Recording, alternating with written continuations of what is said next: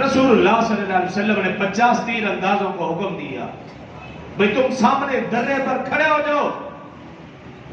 عبداللہ بن جبیر رضی اللہ عنہ اس کی قیادت کر رہے اور انہیں حکم دیا، بھئی تم 50 کے 50 اسی درے پر رہو گے، جب فتح ہو یا شکست جو کچھ بھی ہو جائے تم یہاں سے نہیں ہٹو گے، یہی کھڑے رہو گے۔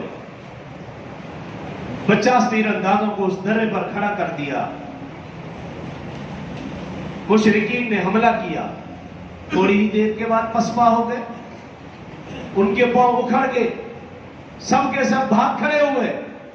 مسلمانوں نے مال غنیمت اکٹھا کرنا شروع کر دیا۔ وہ 50 تیر انداز انہوں نے دیکھا کہ کفار بھاگ چکے ہیں، مسلمان مال غنیمت اکٹھا کر رہے۔ ان 50 تیر اندازوں نے کہا کہ اب تو کفار بھاگ چکے ہیں، اب ہمیں مسلمانوں کے ساتھ مل کر مال غنیمت کو اکٹھا کرنا چاہیے۔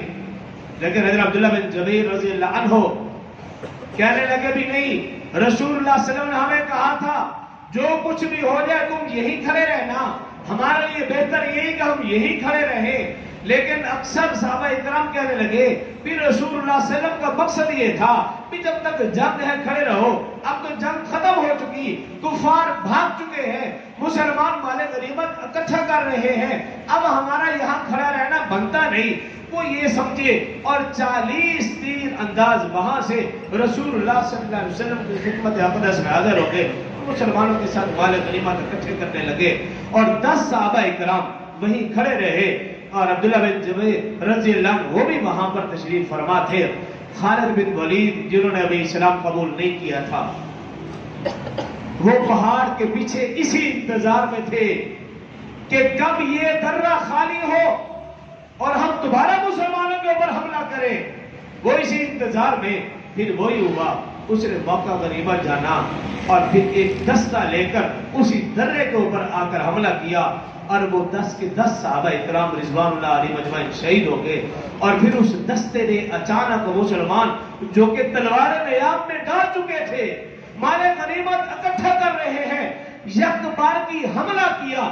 ایسا حملہ تھا کہ مسلمانوں کو بالکل اندازہ بھی نہیں تھا کہ یہ ہمارے ساتھ کیا ہو گیا۔ اور مصعب بن عمیر رضی اللہ عنہ رسول اللہ صلی اللہ علیہ وسلم کے ہم شکل ہے، سب سے پہلے انہوں نے اس کو شہید کیا، یہ سمجھ کر شہید کیا کہ یہ رسول اللہ صلی اللہ علیہ وسلم ہے، اور پھر انہوں نے یہ بات پھیلا دی کہ نعوذ باللہ ہم نے تو رسول اللہ صلی اللہ علیہ وسلم کو شہید کر دیا۔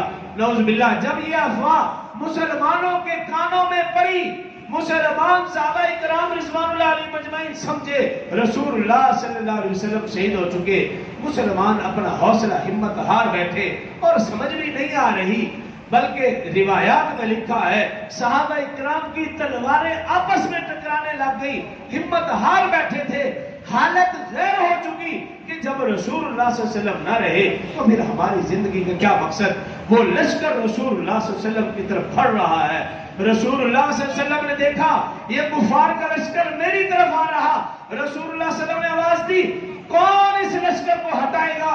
7 انصار صحابہ، 7 مہاجرین صحابہ رسول اللہ صلی اللہ علیہ وسلم کے سامنے آ کر کھڑے ہو گئے۔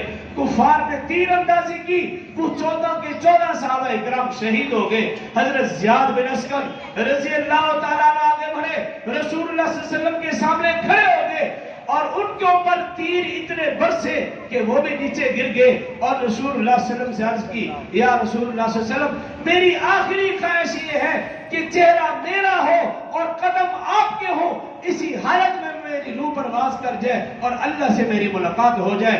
رسول اللہ صلی اللہ علیہ وسلم نے اس کی خواہش کو پورا کیا۔ زیاد بن اسکر نے اپنا چہرہ مبارک رسول اللہ صلی اللہ علیہ وسلم کے قدموں میں رکھا، اسی حالت میں ان کی روح پرواز کر گئی۔ وہ خوش نصیب صحابہ اکرام تھے جن کو موت، جن کو شہادت بھی رسول اللہ صلی اللہ علیہ وسلم کے قدموں میں۔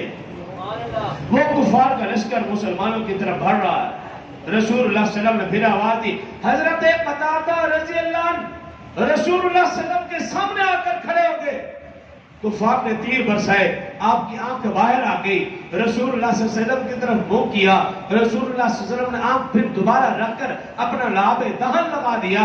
حضرت قتادہ رضی اللہ عنہ کہتے ہیں اس آنکھ میں زندگی بھر پھر مجھے کبھی درد اور کبھی تکلیف نہیں ہوئی۔ رسول اللہ صلی اللہ علیہ وسلم کی طرف لشکر بھاڑ رہا، ایک بدبخت نے پتھر مارا، رسول اللہ صلی اللہ علیہ وسلم کے دندان مبارک زخمی ہوئے۔ ایک اور بدبخت تھا، اس نے رسول اللہ صلی اللہ علیہ وسلم پر حملہ کیا، آپ نے ہیلمٹ پہنا ہوا تھا، خود پہ رسول اللہ سے حملہ کیا تو اس ہیلمٹ میں سے، اس خود میں سے جو رسول اللہ صلی اللہ علیہ وسلم ٹوپی کے طور پر پہن رکھا تھا، اس میں سے کچھ لکڑیاں نکلی اور رسول اللہ صلی اللہ علیہ وسلم کے رخسار مبارک میں گھس گئی، خون نکلنے لگا۔ ایک صحابی آگے بڑھے، انہوں نے اپنا ہاتھ مبارک نیچے کیا، خون آیا اور اس کو پی لیا۔ رسول اللہ صلی اللہ علیہ وسلم نے فرمایا لن تمسک النار، تیرے جسم میں میرا خون جا چکا ہے، اب اس جسم کے اوپر جہنم کی آگ حرام ہے۔ یہ صحابہ اکرام کو رسول اللہ صلی اللہ علیہ وسلم سے محبت تھی۔ رسول اللہ صلی اللہ علیہ وسلم کو پیچھے لے جایا گیا، ایک گڑھا تھا مشرکین نے کھود رکھا، اس گڑھے میں گر گئے۔ حضرت علی، حضرت طلحہ رضی اللہ عنہما دونوں نے سہارا دیا، رسول اللہ صلی اللہ علیہ وسلم کو اٹھا۔